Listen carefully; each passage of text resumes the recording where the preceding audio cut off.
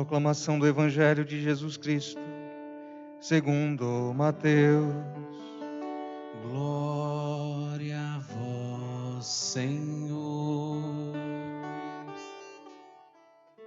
Naquele tempo, disse Jesus a seus discípulos: Eis que eu vos envio como ovelhas no meio de lobos. Sede, portanto, prudentes como as serpentes e simples como as pombas. Cuidado com os homens, porque eles vos entregarão aos tribunais e vos açoitarão nas sinagogas. Vós sereis levados diante de governadores e reis por minha causa, para dar testemunho diante deles e das nações. Quando vos entregarem, não fiqueis preocupados como falar ou o que dizer. Então, naquele momento, vos será indicado o que deveis dizer. Com efeito, não sereis vós que havereis de falar. É o Espírito do Pai, do vosso Pai, que falará através de vós. O irmão entregará à morte o próprio irmão, o pai entregará o filho. Os filhos se levantarão contra seus pais e os matarão. Vós sereis odiados por todos por causa do meu nome, mas quem perseverar até o fim, esse será salvo. Quando vos perseguirem numa cidade, fugi para outra. Em verdade vos digo, vós não acabareis de percorrer as cidades de Israel, antes que venha o Filho do Homem. Palavra da salvação. Glória a vós, Senhor.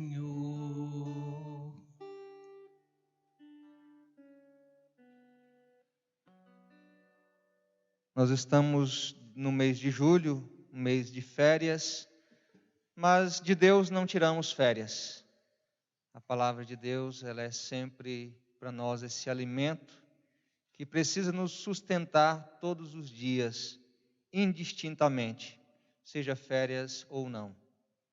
Mês do preciosíssimo sangue, mês de São Bento, mês de Senhora Santana, estamos ansiosos e aguardando a novena de Senhora Santana. E de um modo especial hoje celebrando aquela que tinha por nome Amabile Lúcia. E depois, claro, entrando no convento, assume o nome de Santa Paulina. Ela que não era santa, mas Paulina, uma jovem que vem de Trento, na Itália, se estabelece no Brasil, em Santa Catarina, e ali vivendo a santidade nas pequenas coisas. É a primeira santa que se santifica no Brasil, claro, não nascida, não genuinamente brasileira, mas aquela que vindo em terras estrangeiras, vivendo aqui a santidade. Então, temos aí uma santa que viveu muito próximo de nós, aquela que nos ensina também a viver a santidade nas pequenas coisas. Aqui um detalhe que nos chama a atenção. Estava olhando muitos santos, eles tinham um nome e depois que entraram numa congregação ou numa ordem, muda-se o nome. Inclusive hoje na primeira leitura temos também, não falando de santo, mas Jacó que muda o nome para Israel. Se olhamos para um pouco antes, lá no livro do Gênesis, Abrão se torna Abraão. Aqui se prova justamente esta presença de Deus, que quando passa na vida do homem e da mulher, a transforma numa nova criatura. Já não é mais o mesmo, já não é mais a mesma. Não tem jeito de Jesus passar na vida de alguém que se lhe abre de verdade o coração e a pessoa permanecer igual. Assim foi na vida também de Pedro, encontramos ele que tinha o nome Simão, filho de Jonas, se torna o grande Quefas, celebrávamos no último domingo, São Pedro e São Paulo. Se olhamos ainda Levi, que depois, claro, vai se tornar o que hoje nós, inclusive, lemos do texto do Evangelho, se torna Mateus.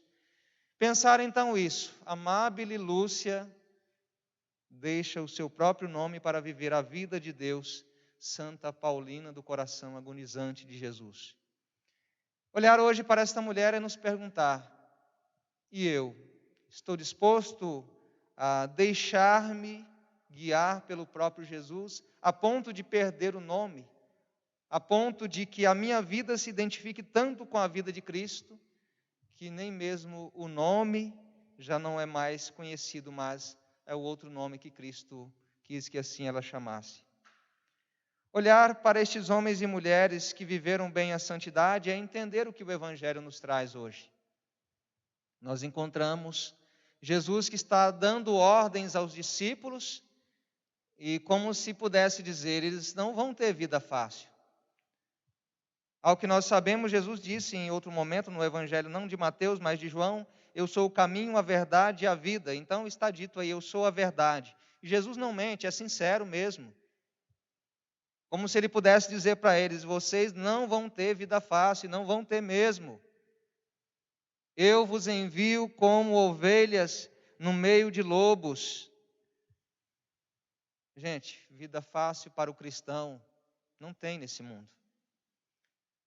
Esses dias atrás eu lia São José Maria Escrivá, um dos grandes santos, né, dos gigantes aí da santidade, que nos traz uma palavra. Alguém dizia para ele, São José Maria Escrivá, quanto custa, como é difícil. E ele, com uma resposta bem simples, dizia, já sei, mas coragem, avante, só será premiado, e que prêmio, aquele que pelejar com bravura. O cristão não tem vida fácil. Se tiver vida fácil é porque não está fazendo de fato o seu papel de cristão. Olhar hoje então esta palavra é entender isso. Sereis levados diante de governadores e reis por minha causa, para dar testemunho diante deles e das nações. Quando vos entregarem, não fiqueis preocupados como falar ou o que dizer. Gente, nós encontramos dentro da Bíblia personagens que não eram letrados, não eram PhD em alguma área, mas como souberam se sair diante de situações de constrangimento. Que o diga Moisés, por exemplo, diante do faraó. O próprio Jesus que nos ensina ali diante daqueles governadores e diante de Pilatos, muitas vezes ali se sobressaía com uma maestria muito grande. É pensar então isso, né? O Espírito Santo que conduz as palavras necessárias, que possamos saber falar e defender a nossa fé diante daqueles que tentam e atacam contra aquilo que a igreja tem pregado, que não é lei da igreja, mas é lei que vem do Cristo, porque Ele é o fundador dessa igreja. É terrível, gente, ver uma sociedade que vai descambando ladeira abaixo, perdendo os princípios morais. Estava lendo ainda hoje algo tremendo. Quando a gente já pensa que já viu de tudo, né, ainda aparece mais alguma coisa de aberração. Uma realidade chamada geração de adultos de chupeta.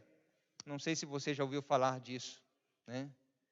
É como uma regressão, uma pessoa, por exemplo, com 40 anos, usando chupeta, mas se ela se identifica com uma criança de 8 anos de idade, ela começa a usar chupeta, daí a pouco ela pode ter um relacionamento com uma criança de 8 anos de idade e não é caracterizado como pedofilia.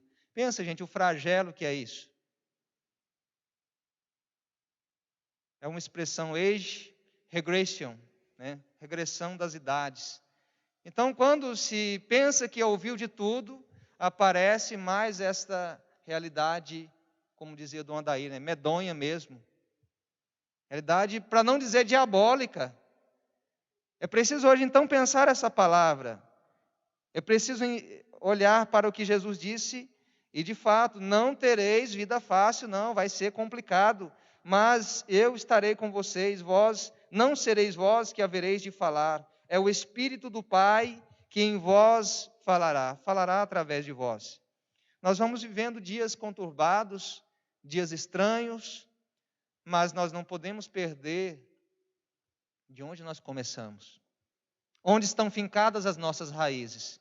E diga-se de passagem, as árvores mais altas, elas têm raízes mais profundas. E quando vem a tempestade, quando vem as ventanias, elas não caem porque as suas raízes estão fincadas em Deus. tempos difíceis e virão tempos piores. Mas olhar hoje então esta palavra é entender: vós sereis odiados por todos por causa do meu nome, mas quem perseverar até o fim, esse será salvo. Gente, não é só 10 anos, vou ficar aqui 10 anos no catolicismo, 10 anos seguindo Cristo, acho que já está bom demais. Não, vou perseverar aqui um pouco, até mais ou menos uns 50, 60 anos de idade. Não, já servi demais, padre, cansei. Gente, é pensar que Jesus não disse até um pouco. Perseverar até quando, padre? Até o fim. A própria palavra perseverança aí, ela já indica muito, né? Não precisaria nem colocar até o fim. Porque o que é perseverar? É entender que é aquele que foi até o fim. Quantos cursos começam aí um número X, né? 40 pessoas. Quantos perseveraram? Chegou lá, recebeu a formatura. São poucos. Quantos começam tanta coisa, mas não perseveram? E na vida cristã também é isso, né? Jesus nos deixa muito claro esta palavra: quem perseverar até o fim, esse será salvo.